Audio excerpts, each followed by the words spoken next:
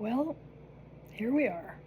It is the last module of this course for the semester, and you have made it. You are just about there to the end. I'm sure you probably have a few assignments left, and you're working hard to get everything done, and hopefully, taking time to breathe and feed yourselves and take care of your basic needs in the context of wrapping up the end of the semester. But I just wanted to hop back on one more time and make a few comments and kind of wrap up the course. This last week, you all focused your thought and energy on learning about Grace Lee Boggs, and what a character. More than a character, I mean, what a presence, what a powerhouse. Her story is fascinating. Her story was new to me as well. Many of you commented that you hadn't been familiar with her. I wasn't very familiar with her. I'd seen her name in passing,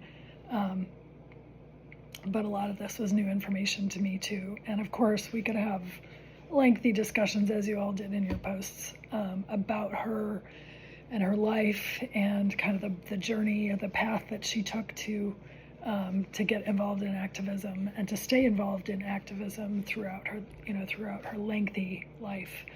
I really especially enjoyed reading some of your comments about sort of turning points for her, both experiences that she had where she began to get a taste for activism, and the things she read, like Hegel and Marx, and certainly later, her involvement with both Malcolm X and Martin Luther King Jr., and seeing how her perspective on what was effective shifted.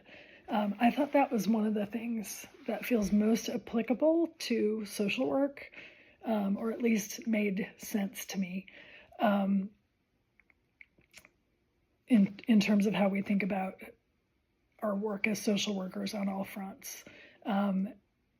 You may have picked up from my past comments on how important I think language is, and an example came up in this documentary where Miss Boggs was speaking to Bill Moyers, and he referenced the horrible events of the summer of 1967 in Detroit as a riot, and she gently but firmly corrected him.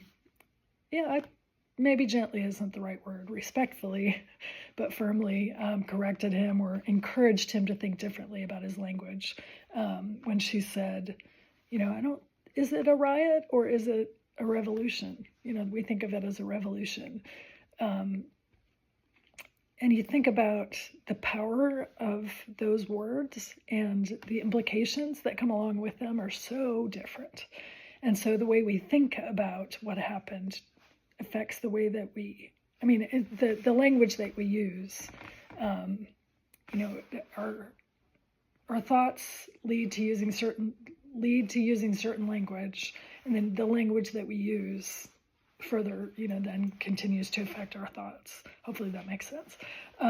But then a few minutes later in the documentary, she also talked about the difference between revolution and rebellion, and how she said rebellion is, an expression of outrage or anger, whereas a revolution is an evolution towards something grander, in terms of the experience of being human.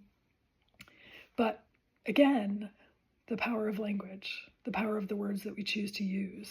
Of course, as a behavioral therapist, I'm really passionate about not using pathologizing or blaming or pejorative language.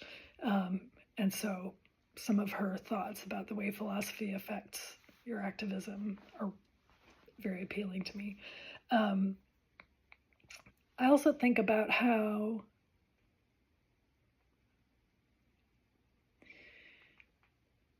this might have some ties to practice evaluation, or evaluation of whatever type of social work you're doing, whether you're doing micro work, whether you're doing meso work, whether you're doing macro work. We think about evidence-based practice, or using evidence-based applications of theory, and we want to be constantly, or maybe not constantly, but continually evaluating the tools that we're using and understanding the theory that drives the choice of tools that we're using. Because otherwise, how do you know that the techniques or modalities or approaches that you're using are actually going to address the problems that you're trying to solve? Unless you're continually evaluating, asking yourself those hard questions. I feel like that's a lot of what we see with Grace Lee Boggs, was that she was continually asking herself or asking other people, her friends that she made cry, questions about their language, about their approaches. And she was willing herself also to say, I'm not sure I have it totally right here. You know, I'm not going to go back and say I did everything wrong in the past, but I recognize that as I learn more, it affects the way that I act, that I function, that I am involved in activism. So anyway, hopefully that makes sense how I'm tying that into social work and evaluation. And I just really admire her willingness to acknowledge that change can be needed and important. Again, we could say so much about her, but I'll leave it there. So you're not having to watch, another hour and a half long video this week. So for the coming up week, some of you will have already gotten pretty far, on your integrative case application. And some of you are still working on that this week. So that's going to be your main focus this week, again, for those of you who haven't completed it, to get that done and turned in by next week. And in terms of the module for this last week, it's really just wrapping up, thinking about kind of tying everything together. There is an optional assignment. You have the option of choosing a reading for this week to help you kind of tie things together, but it is not mandatory. You're not going to be asked to answer questions on whatever reading that you chose. However, there are 2 discussion questions that you have the option of answering. I would really like for you to answer at least one of them.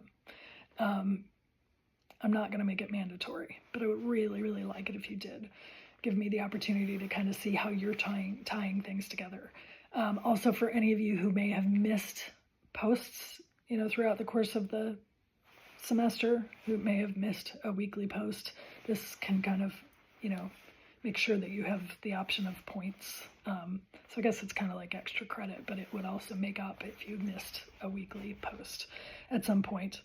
You have the option to apply kind of the lifespan, your concepts of all the developmental stages, or think about that in respect to a character or characters from The Hate U Give, so kind of revisiting that.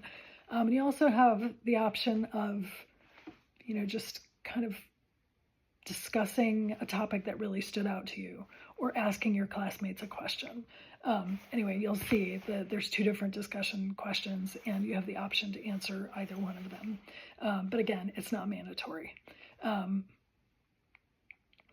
I would love to hear your thoughts on wrapping up the semester. So that is all you've got for this week. To finish your integrative case application assignment, you have an optional reading if you want to read one to help you wrap things up, especially for those of you who are maybe a little further ahead with your work.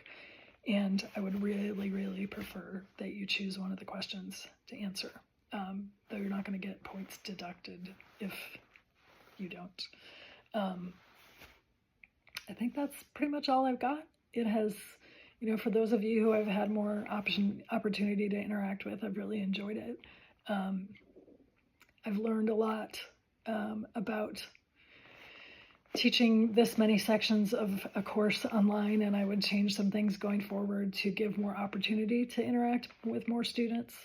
And so you all have been, with your questions and your suggestions, I keep track of those things for later so that I can adapt things in future. Because I always want to keep getting better at interacting with students and providing learning opportunities.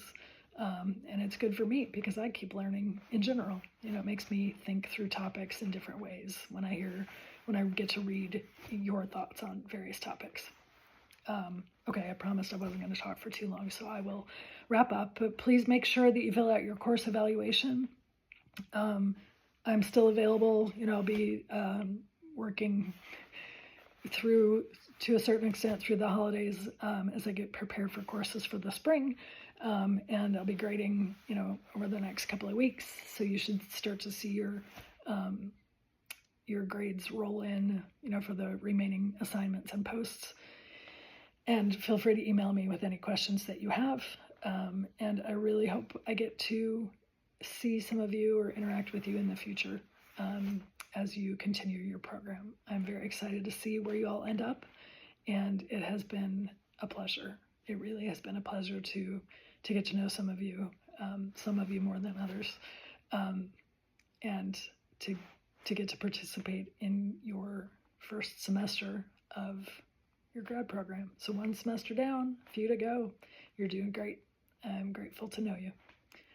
See you around the school, the virtual school, maybe the physical school if you're in Athens. Look me up. Take care, y'all, and I will see you down the line.